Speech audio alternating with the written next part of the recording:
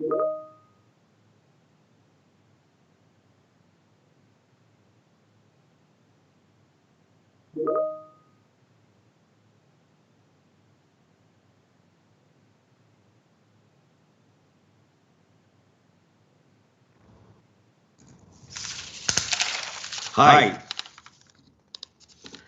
a very good evening to all of you, and welcome to the Biz Talk series. Business Talk series organized by Malaysia University of Science and Technology.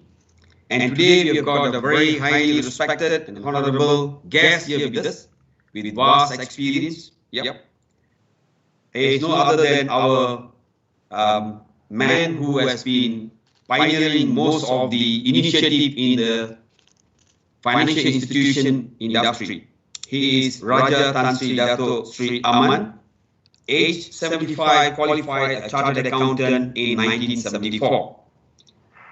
He is a fellow of the Institute of Chartered Accountant, England and Wales, associate member of Certified Public Accountant Malaysia, and a member of the Malaysian Institute of Accountants and registered accountant. He is also a fellow of the Institute of Bankers Malaysia. He is a graduate of University of Malaya, which we are very proud of. After qualifying in 1974, he joined the Malayan banking group first as a manager, Maybank Finance Berhad, and in 1976, that is 2 years, quickly he moved up to shouldering heavy responsibility as the GM and Chief Executive Officer of the finance company in 1979. And in September 1985, he was appointed as the Executive Director, comes the Chief CEO of Perwira Habib Bank as a nominee of Bank Negara Malaysia. The objective of the appointment was to turn around the bank, which at that time suffered a loss of 700 million. Within 1.5 years, the bank became profitable. This is remarkable achievement, and it's not that easy to turn around, especially the financial institutions. And in 1992, he was appointed as the CEO of Perbadanan Usahawan Nasional Berhad, PUNB, and left PUNB in June 1993. And between 93 and 95, he served as the Executive Vice Chairman at UAC Berhad. And in 1995, again, Tan Sri Raja Ahmad returned to Perwira Habib Bank as a Deputy Chairman. So this time, he moved in as a Chairman, Deputy Chairman, and he retired in May 2003. He has got vast experience.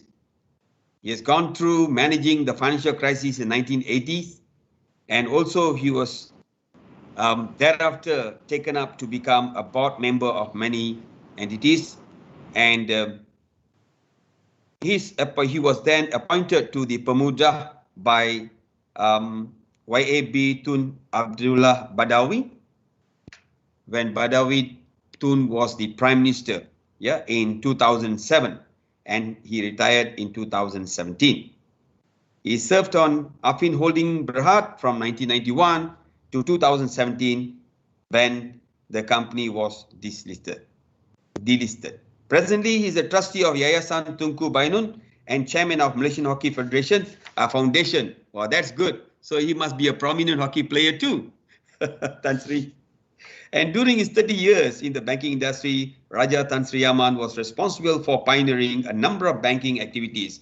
One of was the computerization of the Malayan banking Berhad. So as you know, that during the time, the infrastructure was not there, a lot of challenges, but despite that, he took up and he introduced the credit card and the automated teller machine, ATM. So now you know. For Malaysia, if you look at ATM card that we are using today, now you know who is the man behind the scene who brought this to us, which we are benefiting today. And he was acting in turning around numerous medium-sized companies in 1980s and thus saved many Bumiputra companies and Bumiputra businessmen from liquidation and bankruptcy. During the last financial crisis, Raja Tan Sri Aman once again was active restructuring debts of numerous companies of various sizes. Now, this is not an easy task. You need to know the industry well. So, meaning to say, Tan Sri Raja Aman not only is familiar with the financial institution, but also various other industries. Yeah, and that's how he was able to restructure the companies. So throughout his banking career, Raja Tan Sri Aman was actively involved in promoting Bumiputra executives in the banking industry, and I'm sure many have learned from him, gained knowledge in the financial institution from him. It is recognized that Tan Sri Raja Aman was also actively involved in nurturing many Bumiputra entrepreneurs. Presently, he is on the board of Afin Huang Investment Bank Berhad, Tome Berhad, and chairman of Ahmad Zaki Resources Berhad and Afin Huang Asset Management Berhad. So effective 1st December 2018, he is appointed as the chairman of the investment panel of Lembaga Tabung Angkatan Tentera. He was conferred the Datuk by the Sultan of Perak in 1990 and Dato Seri in April 2002, and in 2014 he was conferred the Darjah Panglima Setia Mahkota PSM by the Sri Paduka Baginda Yang di-Pertuan Agong. So I have shared with you the profile of the gentleman today here, taking us through the topic of managing crisis during this time, which is very, very relevant to what we are looking at. And together with us today, we have the CEOs of Tan Sri Effendi Nurwawi group of companies. Yeah. So we have with us Ezra, Efeda, Husaini from MyChair, Fahad from Tiarasa, Arnan from Infinity, and Mr. Kua from Endaya 2. And together also we have the academicians, the deans of the various schools, and also some selected students with us. So please, once again, I welcome Raja Tan Sri Aman to take up the stage to deliver his talk today, the BIS talk today. You're welcome, Tan Sri. It's now yours. Good evening. Thank you for the kind introduction. I hope I can live up to all the things that you say. Is my volume reasonable? Yes, Tan Sri, just nice, beautiful, yeah? Okay. I have listed out some of the things that I'm involved in or was involved in simply to show the audience that most of my involvement is actually in banking. But banking being banking is also related to a lot of other things. The nerve center of activities and the financial institution. So I've listed out there just to give you an idea and the audience an idea that actually bulk of my 50 odd years of working life is actually related to banking. Thank you very much, Professor. I would also like to say, express my thanks to Tan Sri Effendi, the man behind your university. I also like to say hello to all the CEOs of the Tan Sri Effendi's group. I try and make this as interesting as I could. It's not easy to talk about crises in the afternoon. But okay, let me just go on to start the matter. So as you see, the picture of a boat in the water with rough water, I think that gives you an idea of crisis, really. You have no control over the boat. The outside influence is actually severe, and you are almost in disaster mode.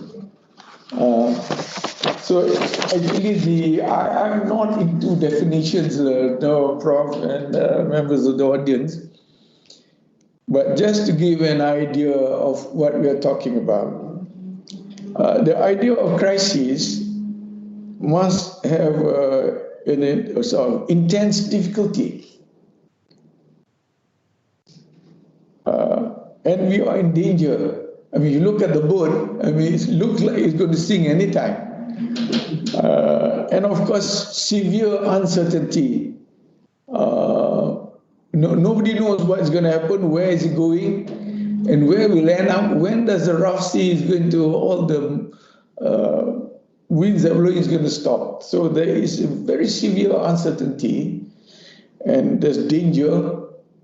In other words, it's like life, and it's a survival kind of thing, and difficulty. So with this kind of thing, it doesn't operate in isolation, but it happens at the same time.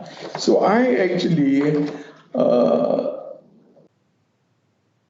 put this almost like a perfect storm. If you ask where you are now, it's almost like a perfect storm. So I'll come back to what I mean by the current situation as a perfect storm. Okay. I know a lot of you guys there listening are young, and a lot of these things that I mentioned sounds like history. I think crisis has happened many, many times, much earlier, but of different sizes. But I think not to go on too far back, but I think I can go back to 1997.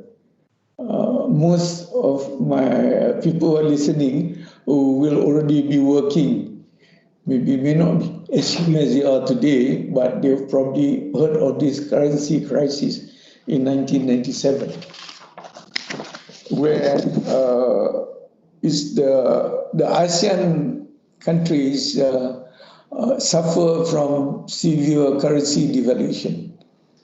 And then there's related to that, although it's described as currency crisis, a lot of banks had problems. The huge non-performing loans, they were financing properties, in fact, overbuilt position. There's a credit bubble. I think those are a result of monies that Petronas were making in the early days and placing it in the banks, and the banks were lending away. And so you hear of, at that time, introduction of Dana Harta, which is a special vehicle built up by the government, and Dana Moda to actually recapitalize the banks. And of course, the authorities would like to see mergers of the smaller banks and to strengthen. So arising of that merger, we have today some of the big banks. Those were the results of merger of smaller banks.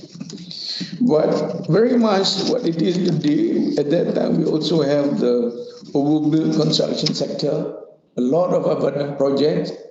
I was on that committee of abandoned projects for almost 15 years. Then of course you have the very famous capital controls. I mean, the World Bank was not happy because we went on our own way and did the capital control. But I believe today that option is an accepted option by the World Bank when you have crises like this. So, okay. Next one, which I thought was the worst crisis in my working life until the COVID-19 came around.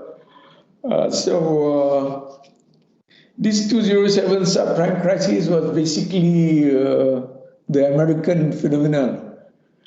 And what they did was they bundled up all the mortgage papers, the good papers, the bad papers, and all the ugly, all bundled up together. And the rating agencies rated them AAA.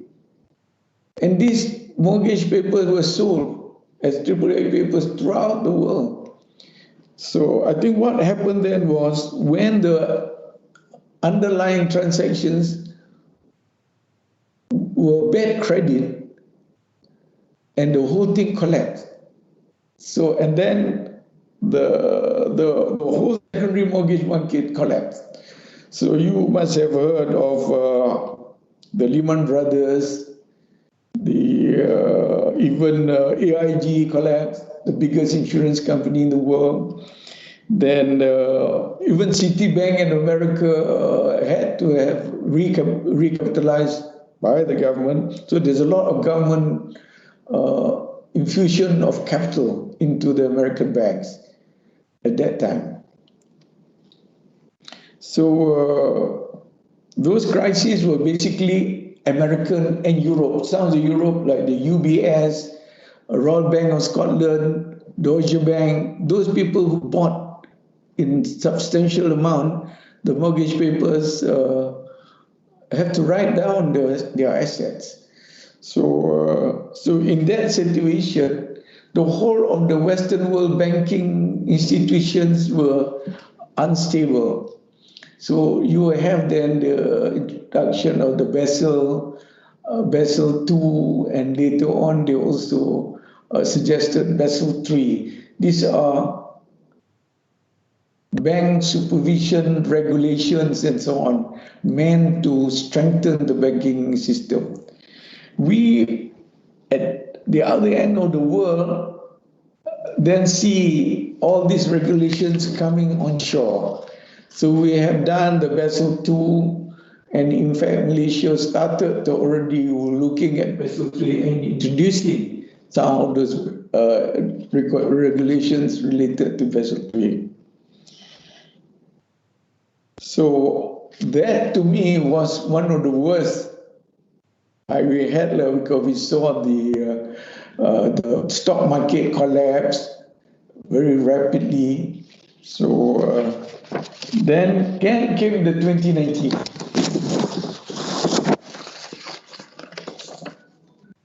So this is fairly, I wouldn't say different ball game, but the severity is worse. I mean, if I say in the scale of 10, those that I talk about, which I thought was bad, they could be 3 or 4, and we are probably at 8. That kind of, if you had put a rough measure, proverb. So, and why I say the different due to breadth and depth. Breadth, I say, because of the geography. It's global. No country escapes this, actually, not unless you're on some treasure island somewhere, no? Everybody is affected. And then, of course, the depth is from the government to individuals.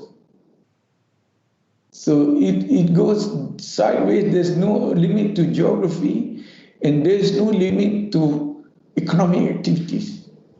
Whether you are running a multinational, huge conglomerate, or your own little down the corner stalls, we're all affected. I think mainly because of restriction in movement and the unknown, the virus that spread, and for quite a while nobody knew what it was and how to overcome it. But the only way is to restrict movement and so on, and that has a huge impact on economic activity. So it has a different impact to different industries, but some of the worst ones are the aviation industry. Throughout the world, there's almost no exception. All aviation industry and related parties all affected. And I think most of them require government intervention. So it'll take a while before they actually will recover. Some, I think, will probably spell the end of some of these companies that I see. Of course, tourism, you can see even here locally, you can see hotels, the big, the small, having problem, no gas, suddenly they have to close down. And the retail business is also affected because of the restriction in movement.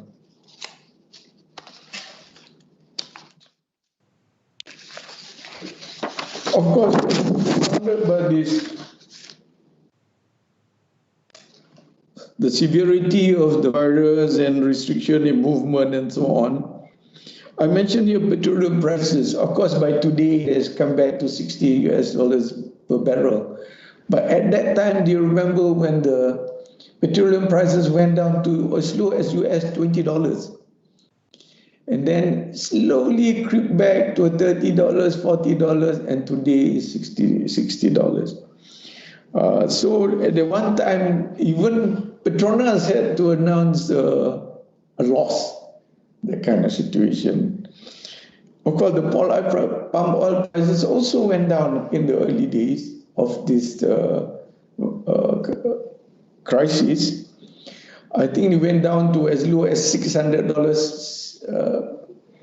CPO, and now it's crept back. Now it's almost 3,000 after 2 years. In between, some companies are already not well managed for one reason or the other. I think we can have a whole seminar on that. But those that are weak will fall off. Even without COVID, they were already going to fall off. But the COVID crisis actually finally, the last straw, I would imagine. And of course, for many years, we were proud of our political stability. So of late, I think it's a collision of many component parties. And I think, I'm not a political scientist, but I think we will go forward having to live with a lot of political disruption because of government consisting of coalition of many parties. Okay. We come to address the crisis. I've actually tried and addressed this in a way that trying to put it into logic. Actually, it doesn't work in silo. It doesn't act individually. It's happening like in a perfect storm and moving fast. So, but I imagine most of the guys at the top, particularly those who are accountants and so on, they would be able to handle the cash flow, we can talk about that later, right? The assets and liabilities and so on. But a lot of management, particularly the more professionals and technical they are, I think the weaker they are on this aspect of the crisis issue, what I call the human issues. I address this first because if you address this correctly, I think the rest will fall in place. That's how I see it. So let's look at, you need a good leader. I think if your leader is so unsure of himself, and if he's weak, he wants to discuss with 20 people before he makes a decision, I think you can't face the crisis. There's a picture of a man there. Can you imagine? I always say the other thing is the house on fire, and the chief of the fire brigade said, let's form a committee to put out this fire. It doesn't work that way. And the same thing in crisis such as this, somebody has to make a decision, and it has to be quick and prompt. So there are lists of things that I put there, like don't panic. If a leader shows that he is, he's not sure himself and he's panicky, he will cause the uncertainty and that feeling of lack of survival will seep down to his followers. I think he has to be very mindful that people are looking at him and waiting for him to make the decision. And so he should be dependable. He should be able to take the stress. Some of the things at least here is debatable, Prof. I think one can debate this. I've just put across, and one can also come to a lot of other points. And time is of the essence, I say. It has to be quick, prompt, I mean, just imagine like a house on fire, or you're like that boat, you're the captain, and you can't hold a committee and so on. But not everything that you have to make a decision. Sometimes you just don't have to make, but you wait for something to happen and see how the things will overcome it. So that is also another subject matter that one can discuss. And of course, I expect the men at the top there should be very knowledgeable and have enough experience to go through this. I mean, if you are flying an aeroplane, the guy or the pilot or captain says, hey, he just started work 2 months ago, I think you feel uncomfortable. Okay. So to me, I think, again, I'm looking at the soft issue first. Not that the hard financial issues are not important, but I think this is the issue that I feel people overlook. Okay, you need a strong team. That man, although he's confident, he is experienced, but he needs a team. But he doesn't need a full battalion of people, no. He needs 2 or 3 good people who can he can throw ideas and and help out and make sure the execution is done. So you've got professional, you've got specialists, and you've got generalists. You got people inside the organization, you got people outside, like lawyers, accountants, and so on, to help you. So you really need people who can execute, the doers now. Sorry to say this, but I think we'll be wasting time if we theorize things, analyze backwards and forward, I had, when I was in Million Banking, my young days, so I gave somebody a job and it would take 3 weeks to study it. I said, no, I expect 3 days, that kind of thing. So in the real business world, we don't have to analyze things until kingdom comes. When it looks like you can make a reasonable decision based on the facts of the case, you make a decision. And then empowerment. Sometimes this is within the board of directors and the CEOs and management. You have to trust the CEO. If the board of directors sits on you and everything has to go upwards, you can't do it. Not during this crisis period. The normal process of governance and so on is good. But you have to minimize that. Otherwise, there's delay, time, and so on and so forth. So there is an empowerment. The same thing going downwards. Like I say, you have a team, 2 or 3 people, you have to actually empower them to execute. If you chain them, you can't get it done quickly.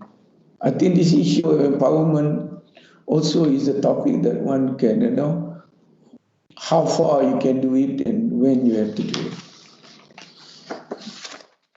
Of course, the guy at the top, he must understand cost issues, particularly when you want to decide which part of the business has to go, which part of the business has to stay, and how to bring down the cost. Because in crisis like this, I'm a follower of football.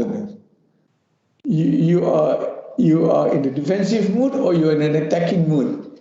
If you are playing a strong team, you notice not the weaker team is always in a defensive mode. They will defend like crazy. So if you talk about crisis situation, you should not be in an attacking mood, because the outside environment is so uncertain and it's crazy. But you defensive mode, but I mean that look at what is within your control, your cost, your people. Which business is falling off? Which business is still making money? Who owes you money? Who's run away? Who has closed shop? A lot of things regarding that. And movement of staff. You need to actually, you need to know actually who is working and who is not working. And of course, you go through the calculation, or sometimes you have to ask people to leave. You have to go to VSS, you go to MSS. and hiring. You must know the laws, how it affects the industrial laws and so on of the country.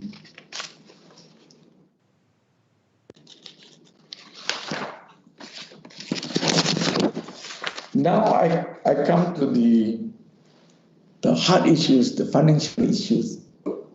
Some people will put this in the beginning and deal with the soft issues first. But because I want to put some importance and emphasis on the soft issue, the human part of it, that's why I place it earlier. So the hard issue, the financial issues are, I think, known to everyone. Excuse me.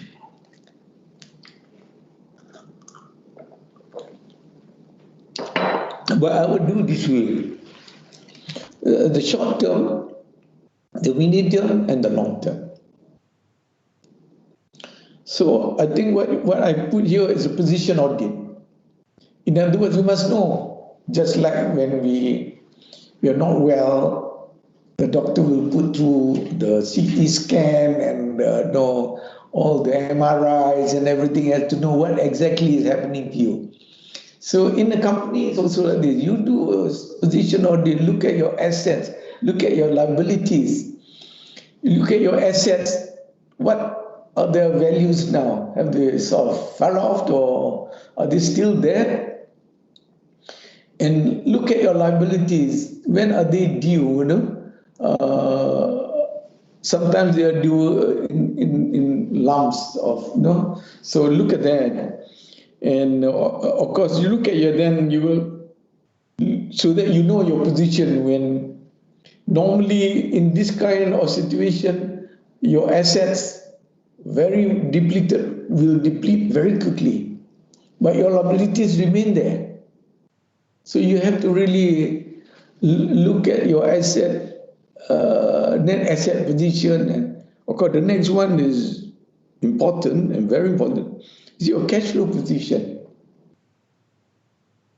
Look at whether people who owe you money can still pay you or they're no longer there. And when are your payments due, by month, by this, by that? When are they due with banks, your creditors, and so on?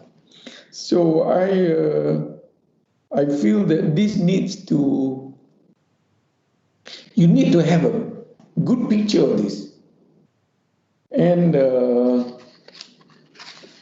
this is all, it's just if you are a doctor, I mean, you're quite familiar, you have all these diagnoses, and I think a company also have to do this.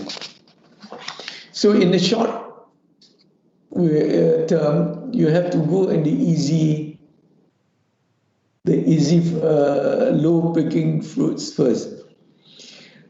In my crazy days when I was young manager, for lack of definition, I sometimes define problems: easy one, easy two, difficult one, difficult two, and crazy. If you start with the crazy ones, you might get stuck there forever with all the legal issues. So you do the easy one, make sure that you pick up, for example, like your debts, people owe you money, you try and collect them before they collapse and not able to pay you. Make sure that you collect your revenue. The liability side, if the bank's payments are due now, there's program for deferment and moratorium and so on. Negotiate them early. So you stretch out your liabilities and try and collect your debts.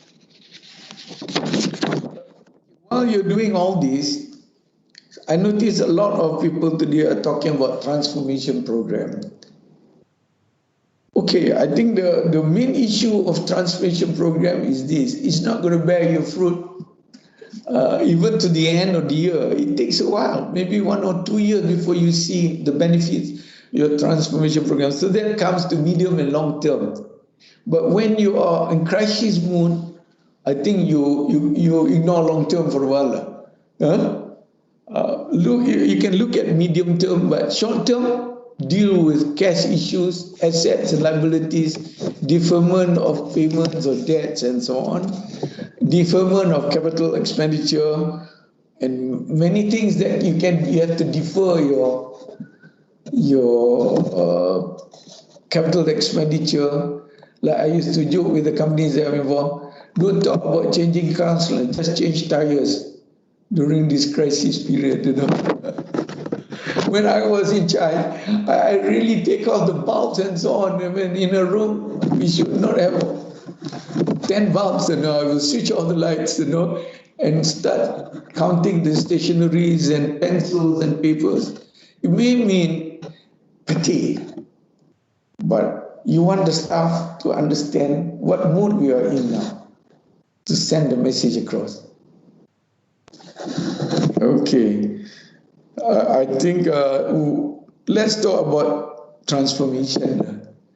I think we can talk about it later. I noticed there are some questions posted that touches that, and I will talk about a bit more about change of business models, change of habits and you know, clients and preference and so on. That will happen now. When you come out at the other end, when the clouds clear, we are going to be different. Prof, and this year too, we are not going to see the same old way. Things have changed. Okay, so if your difficulty, some of the vehicles that you can use,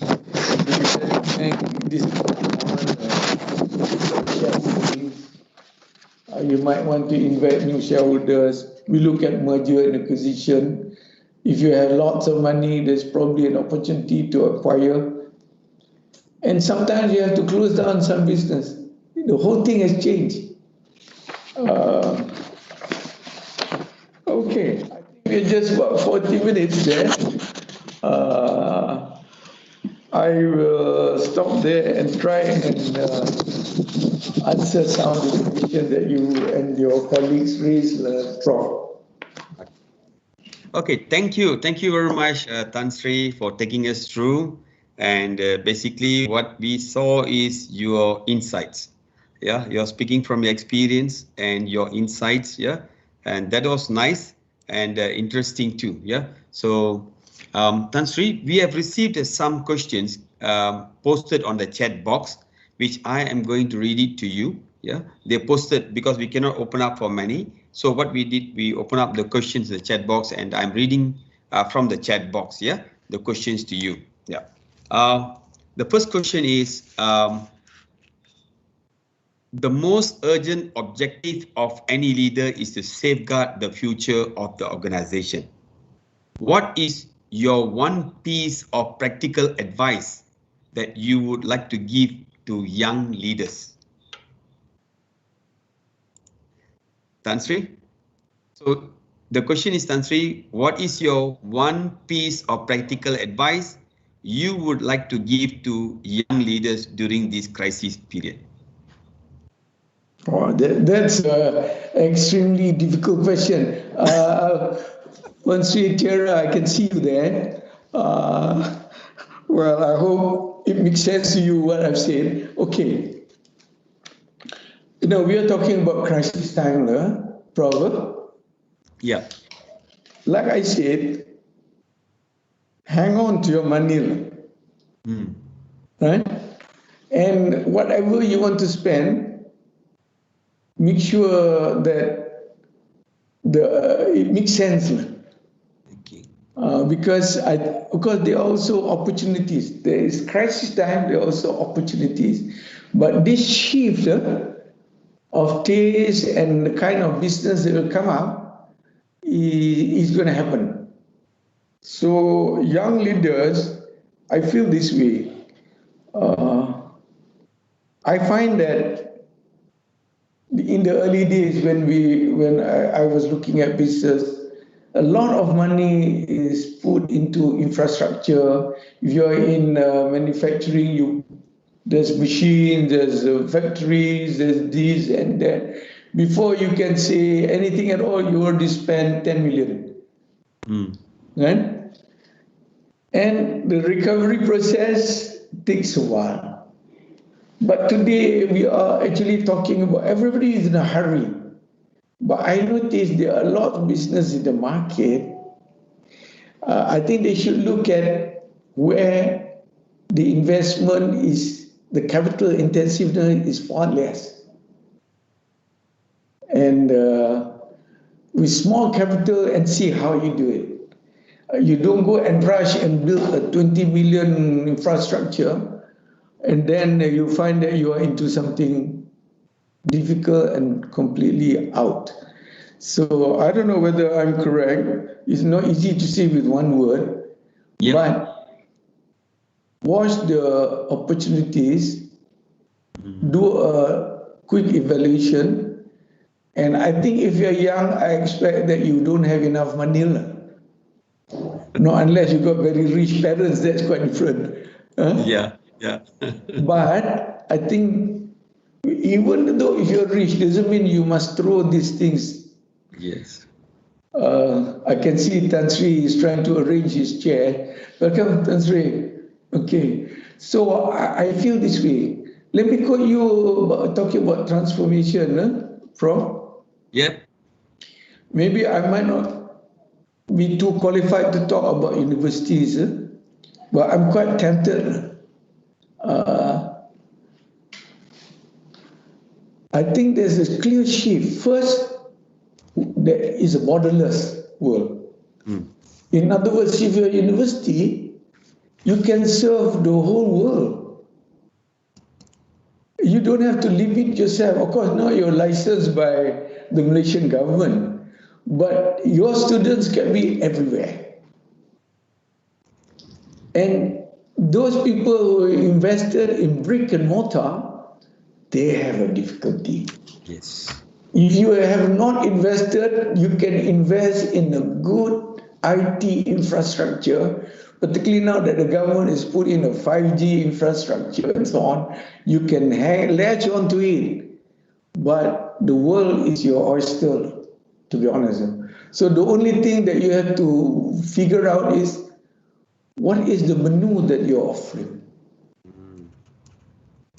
I think if the young people today, they are not interested to become accountants, lawyers, and engineers and so on, right?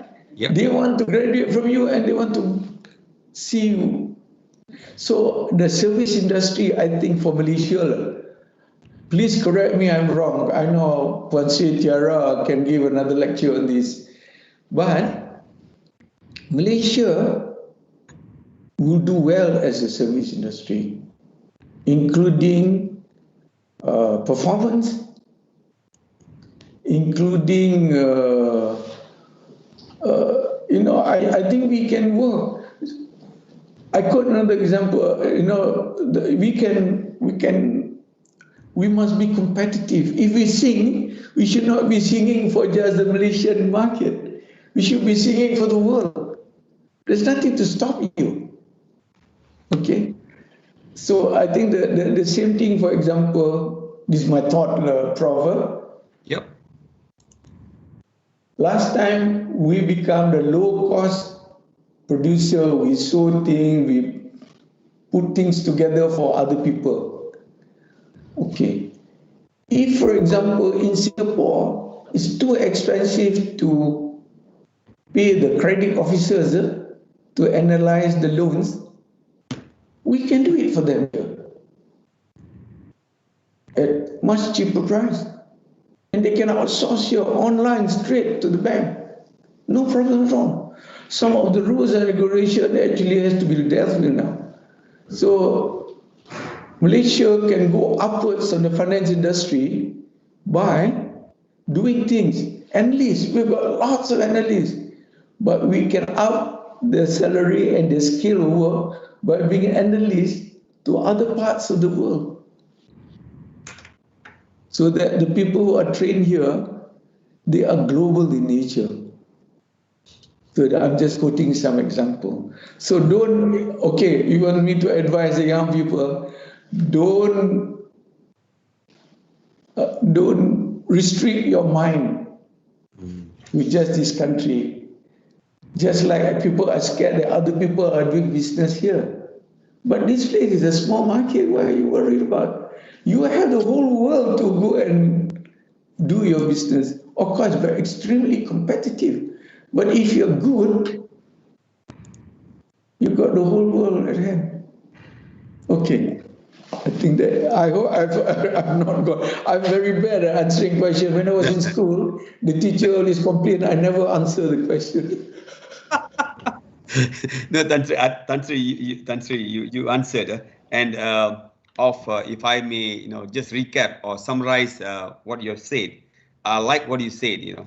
Rather than investing on brick and mortar, look beyond that. Look into digitalization, investment in IT. Yeah, and the other one you said, the most important word is what is the menu you are offering to the world. I think I like that. I love that word. Yeah, the phrase, beautiful. What is the menu that you are offering today? Yeah, and open it up to the larger market that is the world, borderless. Yeah, good. Thank you, Tansi. Thank you. Now, the rest of you, if you have any question, we still have a couple more minutes, 10 more minutes. If you have any question, please post the question on the chat. Tansri? Is it? Can I come in like this? Yes, Tansri. Yes, Tansri, please. Good. Thank you, Dr. Prem, for sharing, and Tansi Rajaman. Really, really greatly appreciate you giving us your valuable time for our group today. I'm sure I'll be playing the recording. I'm sure there's so much that he has said that there can be of value to us. But actually, just listening to the last bit, Dr. Prem, about the global market, it makes so much sense, right? In fact, this is where I really want to recognize that you've done a great job today in selling all the programs you have abroad, your franchise MBA program, PhD program. That's really where, and that's what exactly Tan Sri Aman Rajaman is saying. I think that's what we could probably be expanding to in the future as really that is a limitless market. Yeah, thank you. Well, thank you all for joining. I hope you all can, if there's any question, we should ask. It's a good opportunity. Okay, Tansri, there's one more question, Tansri, if you may allow me to post it. Yeah. Tansri Raja Aman. Yep. This question is regarding rebalancing of risk and liquidity. I think based on your experience in the financial institution, yeah, while companies are assessing the opportunities, Tansri Raja Aman, yeah, while companies are assessing the opportunities for growth coming out from the downturn, what is the number of ways that we can make a substantial difference? That is getting to rebalancing the risk and liquidity. Tansri? Okay, well, this is also another difficult question, really. but I feel this way.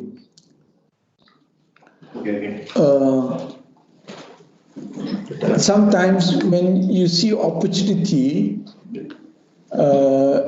you do get blinded by risk.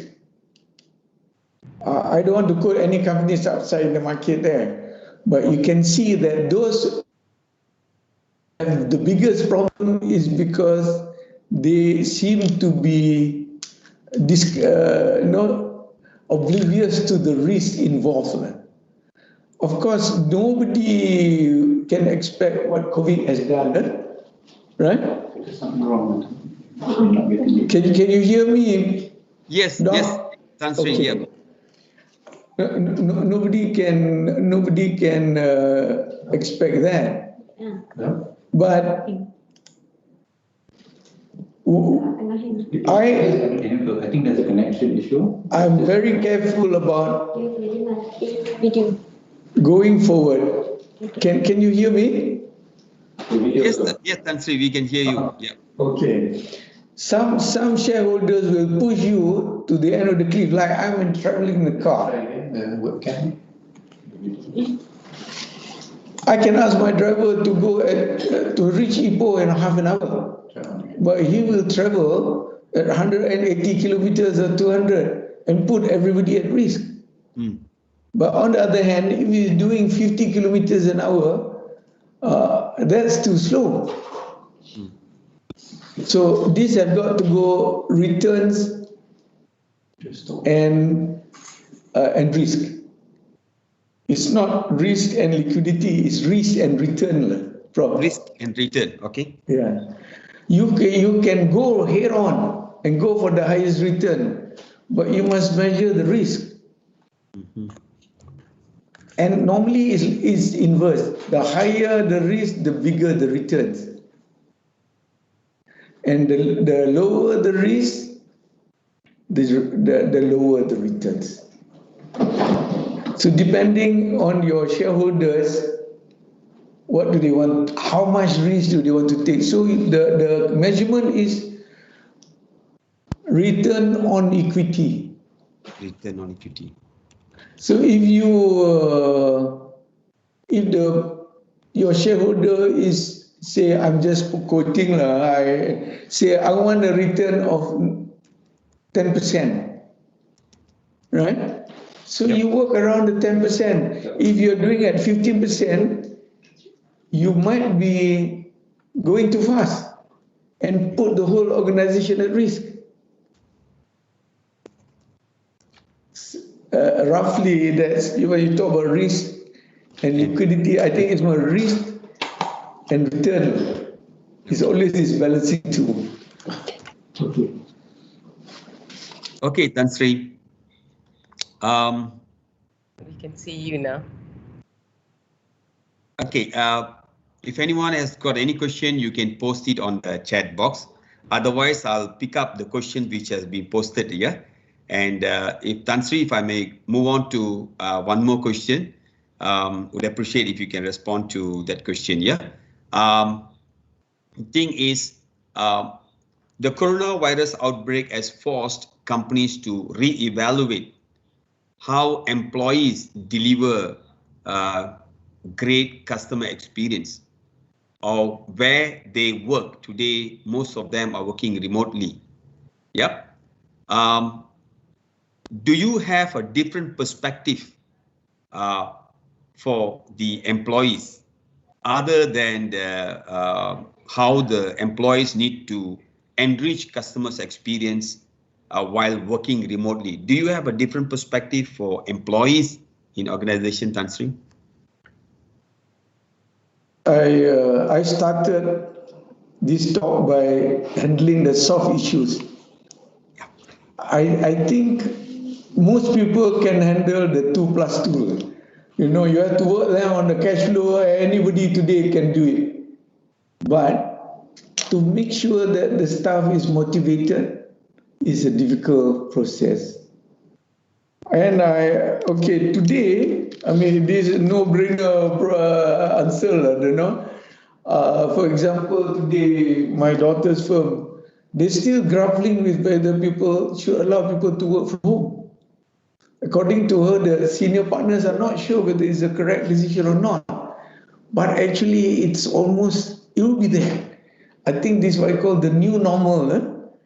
I think today, people should work from home because so many pluses for it.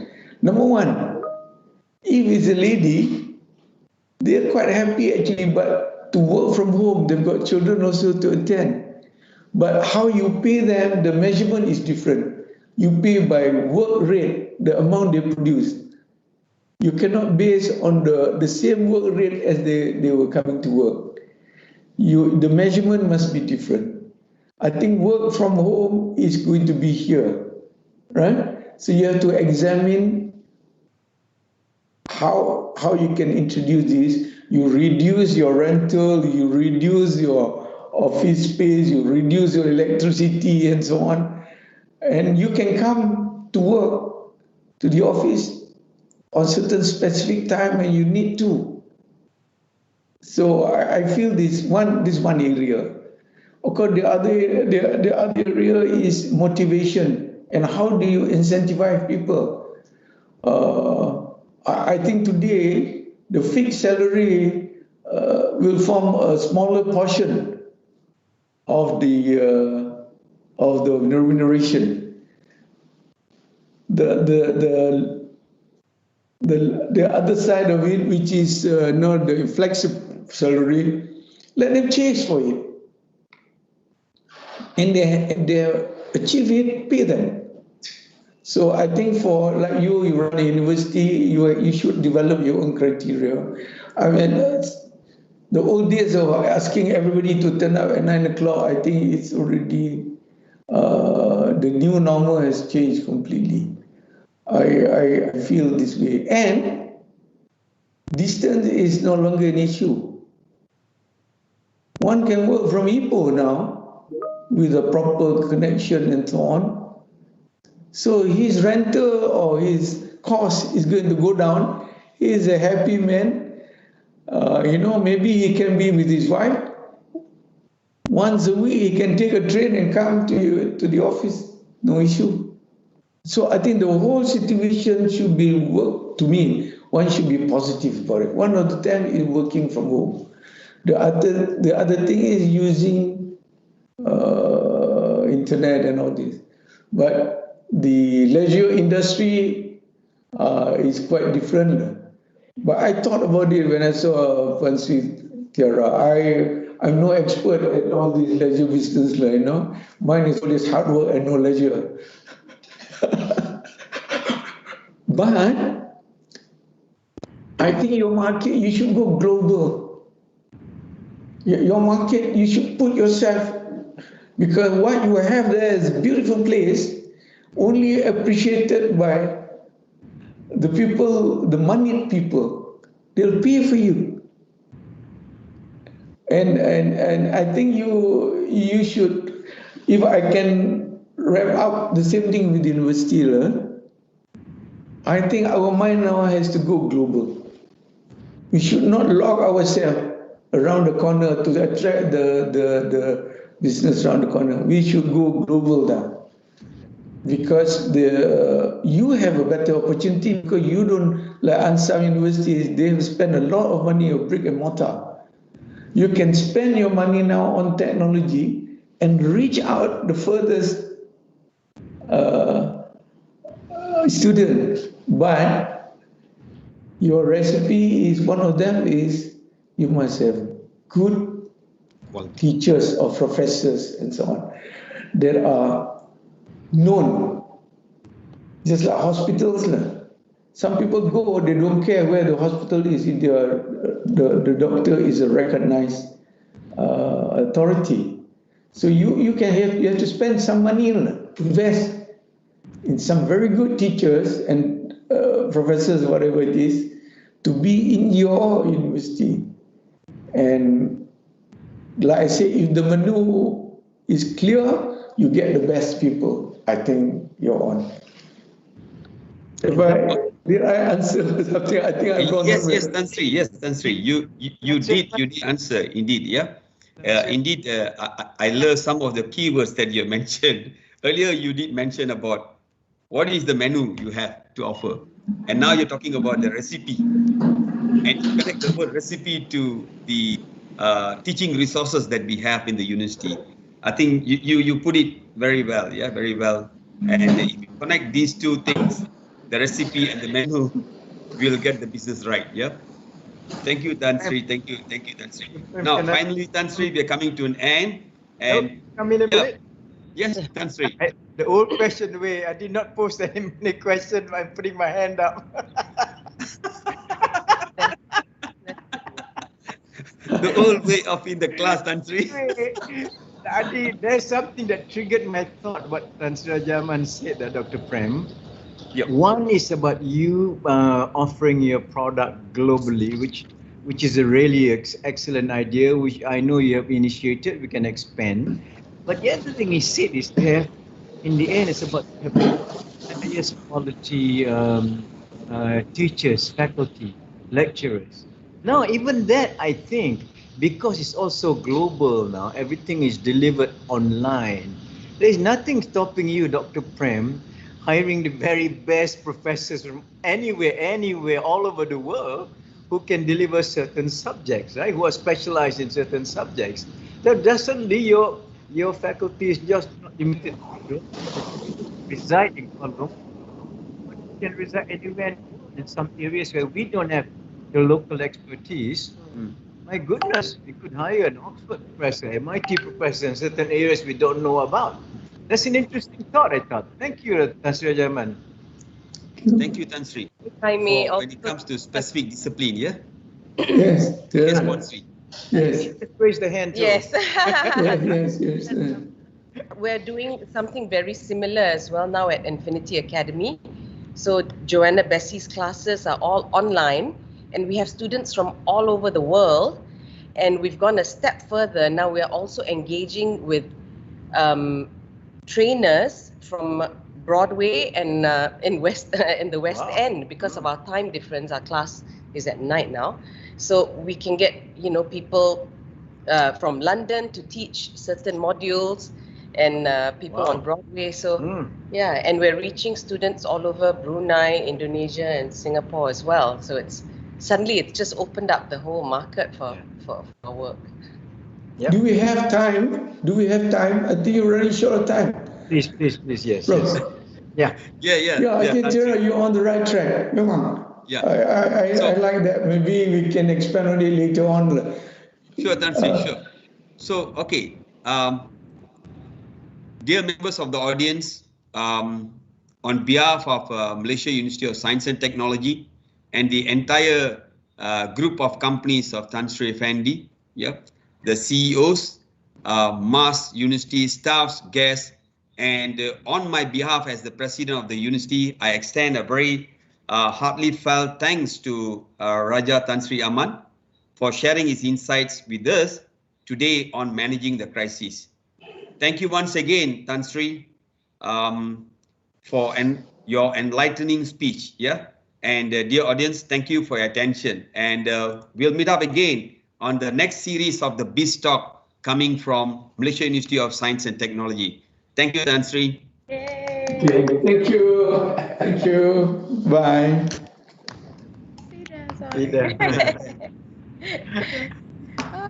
Oh, we should have done a big group photo with Rajaman before he left. Well. All right. Excellent. Oh. Prof. Sel? Prof. Sel, how are you? All right. Nice. All right.